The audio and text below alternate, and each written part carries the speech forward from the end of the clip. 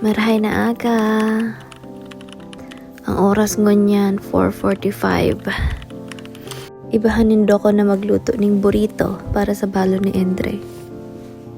Dahil ko aram ko siyang makaka-relate pero mas gusto ko siyang tiglulutuan ning balon pagkakaaga na. Para sa ko mas fresh ang pagkakanya.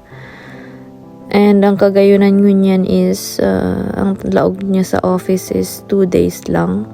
So, ngunyan na Martes tsaka Webes. So, anyway, tigi-init ko lang yung black beans. Sahog.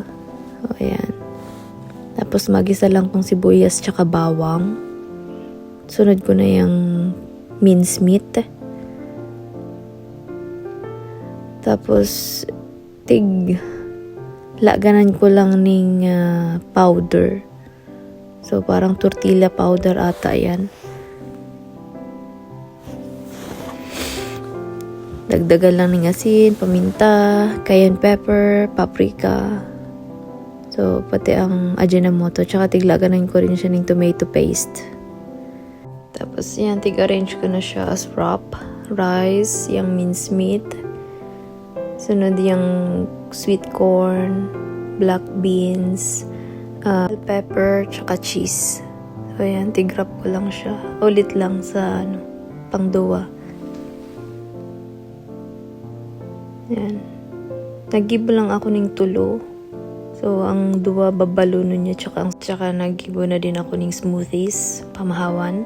Ayan, mata na siya. So, nag-grit na. Tsaka nagpamahaw.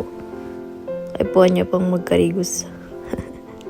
So, ayan, habang nagpapamahaw siya, nagibo akong sauce, mayonnaise, cayenne pepper, paprika, garlic powder, lemon, tsaka honey lang. So, parang yan lang magiging ranch.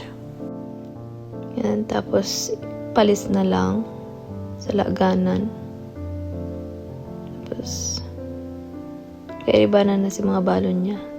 Habang nagkakarigo siya, tig-ayos ko na din ang mga plato. Tig-transfer ko na si malilinig.